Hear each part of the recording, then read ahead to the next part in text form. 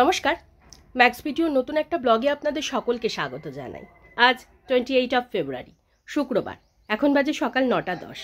এখন থেকে আমি আমার আজকের ব্লগটা শুরু করছি।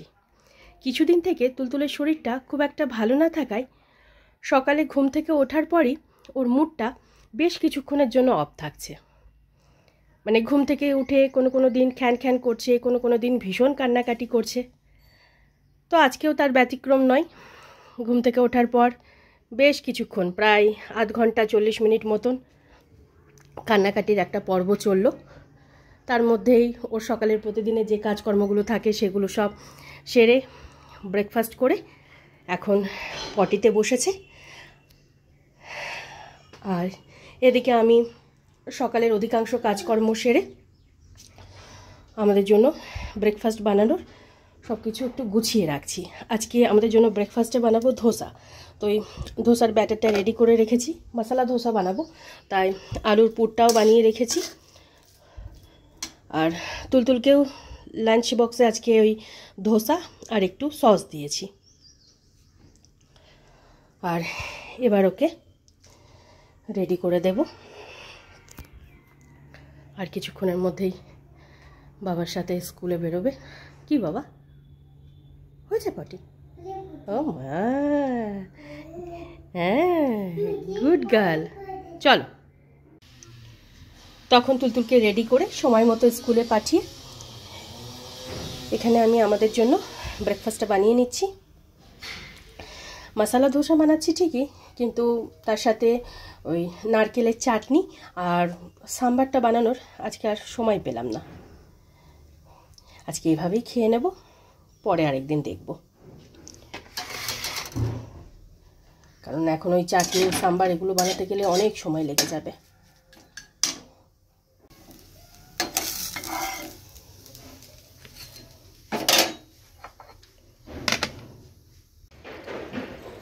তখন কয়েকটা মশলা ধোসা আর চা বানিয়ে তুলতুলে বাবাকে ব্রেকফাস্ট দিয়ে তারপরে আমি গেছিলাম স্নান করে পুজো সেরে কিছুক্ষণ আগে ছাদে এসেছিলাম জামা কাপড়গুলো মেলতে। আর এখন ঘরে গিয়ে আমি ব্রেকফাস্ট সেরে তারপর দুপুরে রান্না বান্না বসাবো।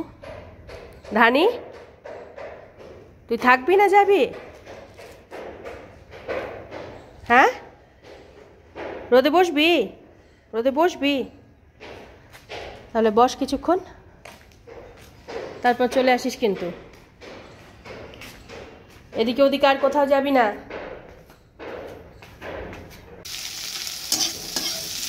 তখন ছাদে জামা কাপড়গুলো মেলে ঘরে এসে আমি ব্রেকফাস্ট সেরে দুধটা জাল দিয়ে রেখে এদিকে দুপুরে রান্নাটা বসিয়ে দিয়েছি। এখানে হচ্ছে পেঁয়াজ কাঁচা লঙ্কা দিয়ে আলু বেগুন করলা ভাজা, আর এদিকে বাঁধাকপির তরকারিটা বসিয়ে দিয়েছি।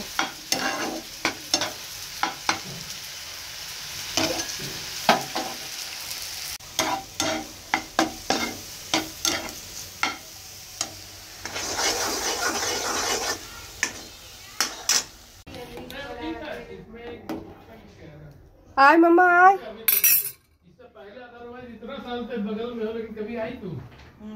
है ना? इसी बारे कहा दीपा से भेंट हो गया।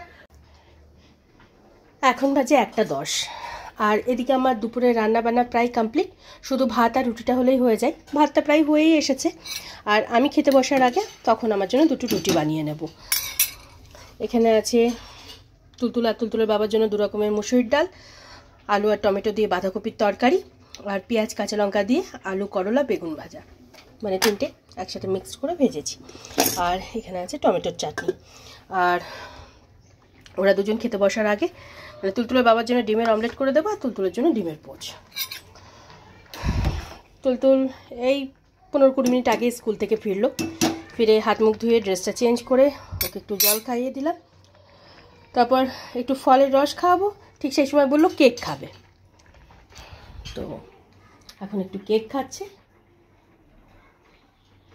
কেকটা খাওয়া হয়ে গেলে তারপর ওকে স্নান ধান করিয়ে দেবো। খেয়েছো মা, খেয়েছো? হ্যাঁ, ভালো। ও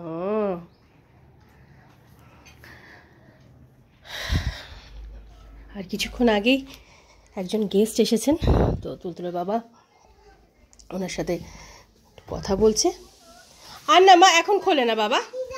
হ্যাঁ চলো চলো, স্নান করবে, চলো। আর এবার বস, চেয়ারে বস, খেয়ে নে এবার। এখন বাজে 2:40, আর আজকে 2:10-15-এর মধ্যে ওদের তিনজনেরই লাঞ্চ কমপ্লিট হয়ে গেছিলো। আর লাঞ্চের পর প্রতিদিনের মতন আজকেও তুলতুলের হাত মুখটা ধুয়ে ঘুম পাড়ানোর জন্য বেডে নিয়ে গিয়ে শুয়ে দিয়েছিলাম। আর শোয়ানোর 5-7 মিনিটের মধ্যে ও ঘুমিয়ে পড়েছে। ওকে ঘুম পাড়িয়ে আমি কিচেনে এসে আমার জন্য রুটি বানাবো বলে আটা মেখে এখানে 2টো রুটি বানিয়ে নিচ্ছি। রুটি বানিয়ে রেখে তারপর আমার প্রতিদিনের এই সময় যে কাজগুলো থাকে সেগুলো সব সেরে তারপরে লাঞ্চ করব।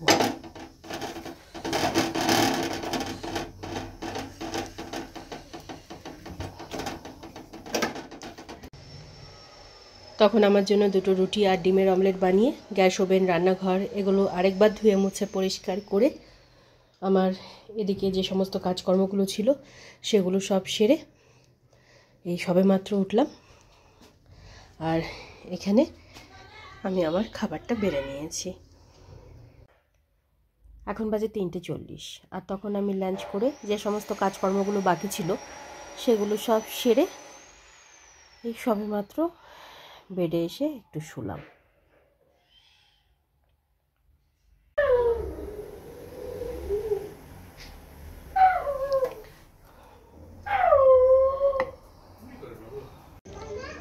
গুড ইভিনিং, এখন বাজে 6:30, আর গতকালকের মতন আজকেও তুলতুল ওই 4:45 নাগাদ ঘুম থেকে উঠলো। ঘুম থেকে ওঠার পর ওকে একটু জল খাইয়ে হাত মুখটা ধুয়ে দিলাম। তারপর ও কিছুক্ষণ নিজে নিজে খেলা করছিল, আর তুলতুলের বাবার ওদিকে মিটিং চলছিল। দিদির মতন কাজটা সেরে 5:10-15 নাগাদ বাড়ি গেল। আর আমি এদিকে বিকেলের টুকিটাকি কাজগুলো সেরে হাত মুখ ধুয়ে ড্রেসটা চেঞ্জ করে সন্ধে দিলাম। সন্ধে দিয়ে উঠে তুলতুলকে দুধটুকু খাইয়ে তুলতুলের বাবাকে চা করে দিলাম। আর এখন আমরা রেডি হয়ে একটু বেরোবো বলতে ওই যে গতকালকে বলেছিলাম না, তুলতুলকে নিয়ে একটু ডাক্তারবাবুর চেম্বারে যাব, একটু চেক আপ করিয়ে নিয়ে আসি। দেখি ডাক্তারবাবু কি বলে। আয় মা, রেডি হবি, আয় বাবা।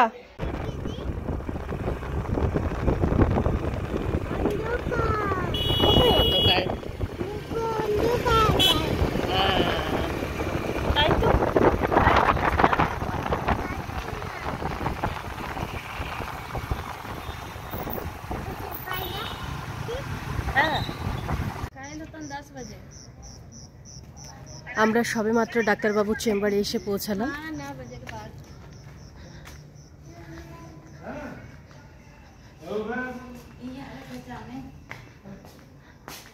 বসো, তুমি বসো।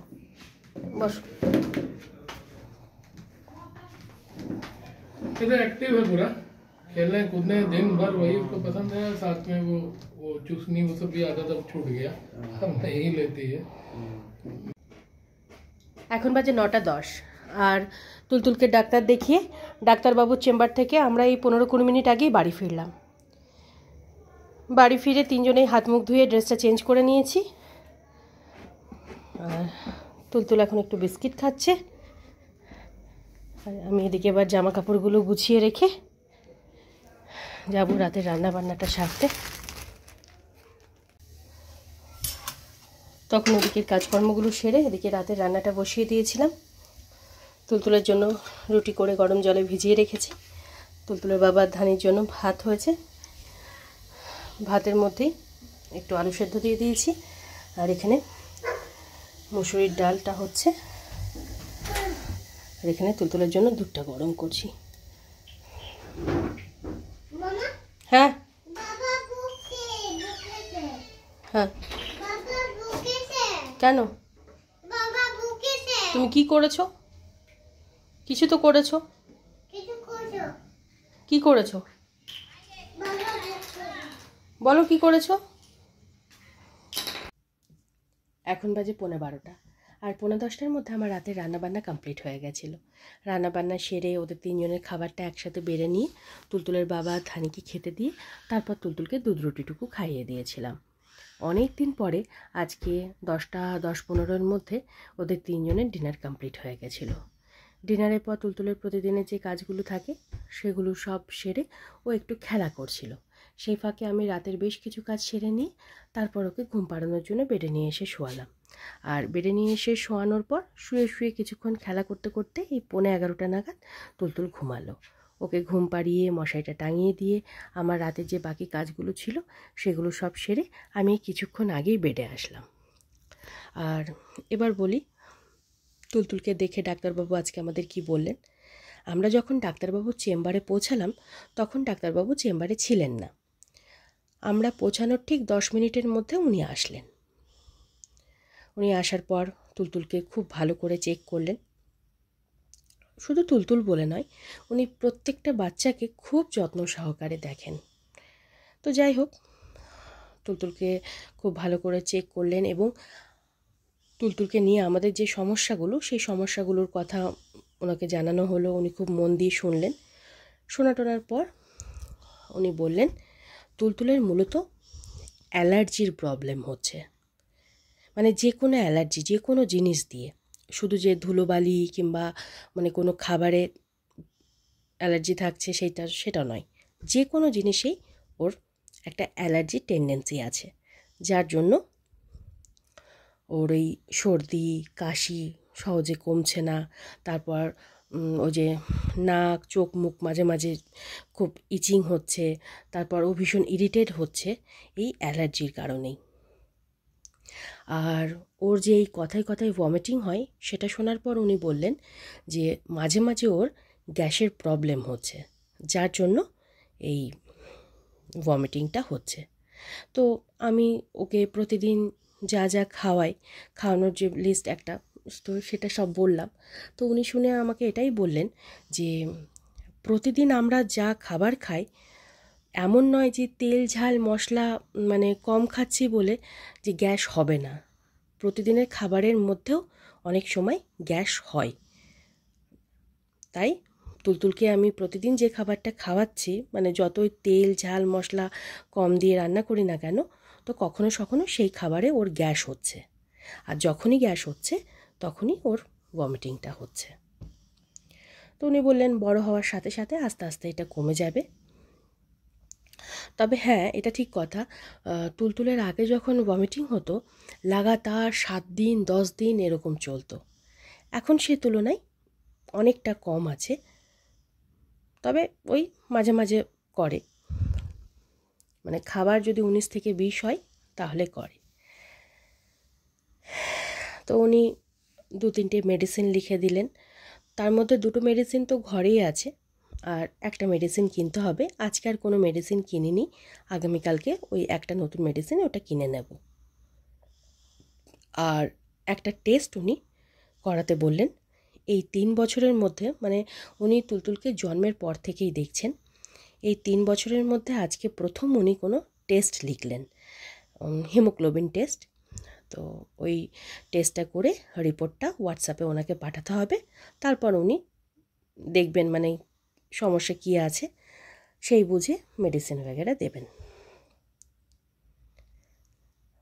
প্রায় আধ ঘন্টা 40 মিনিট মতন আমরা ডাক্তারবাবুর চেম্বারে ছিলাম। মানে যা যা জিজ্ঞাসা ছিল আমাদের সব ক্লিয়ার করলাম। সবচেয়ে বড় কথা হলো ডাক্তারবাবুর সাথে কথা বলে একটা অন্যরকম শান্তি পাওয়া যায়। মানে উনি এত সুন্দর, এত ভালোভাবে বোঝান আর এত ভালো সাজেশান দেন। আমরা তো মানে তুলতুলের জন্মের পর থেকে যেহেতু দেখছে, আমরা আর কোথাও যাওয়ার সাহস পাই না। কিছু হলে মানে সামান্য সর্দি কাশি জ্বর যাই হোক না কেন ওনার কাছে ছুটি। মানে উনি যা বলবেন তাই হবে। আর ওনার ওষুধটাও খুব ভালোভাবে তুলতুলের স্যুট করে। উনি যেমনভাবে মানে যাই লিখুন, যেমনভাবেই বলেন, খুব তাড়াতাড়ি মোটামুটি স্যুট করে যায়।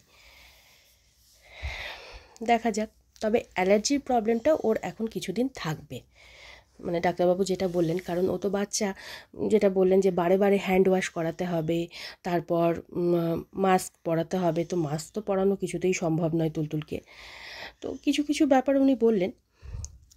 তো আমি যতই ওকে পরিষ্কার পরিচ্ছন্ন রাখার চেষ্টা করি না কেন, এমনিতেই তো বাচ্চা, তার উপরে আবার চঞ্চল, তাই কিছু না কিছু তো হয়, মানে হয়তো ওয়ালে হাত দিল, সেই হাতটাই মুখে চলে গেল, ধানিকে কখনো সখনো ধরলো, সেই হাতটাই হয়তো একটু নাকে চুলকে নিল। আর সব সময় তো ওরকমভাবে লক্ষ্য রাখা সম্ভব নয়। তো এইগুলো যতটা সম্ভব দেখবো, এবার থেকে চেষ্টা করব একটু দূরে রাখা যায় এইসব জিনিস থেকে।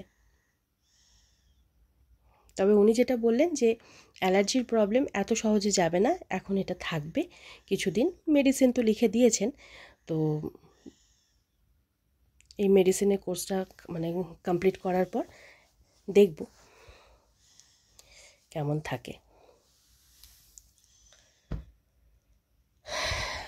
যাই হোক, আজকে ডাক্তারবাবুর কাছে নিয়ে মানে ডাক্তারবাবুর কথা শুনে একটু নিশ্চিন্ত হওয়া গেল।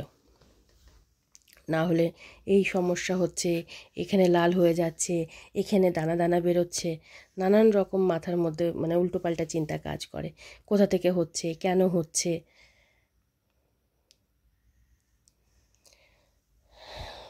যাই হোক, কিছুদিনের মধ্যে ওই টেস্টটা করিয়ে নেব, তুলতুলের এক্সামটা শেষ হলে কিংবা মাঝখানেও কোনো একটা সময় করিয়ে নেব।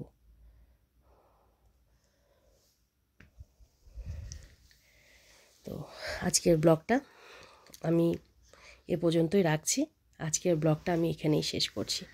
আমার এই ব্লগটা যদি ভালো লেগে থাকে তাহলে আমার এই চ্যানেলটাকে সাবস্ক্রাইব করে দেওয়ার জন্য বিশেষভাবে অনুরোধ রইল, সাথে লাইক আর শেয়ার করে দেওয়ার জন্য অনুরোধ রইল। সকলে ভালো থাকবেন। Bye and good night.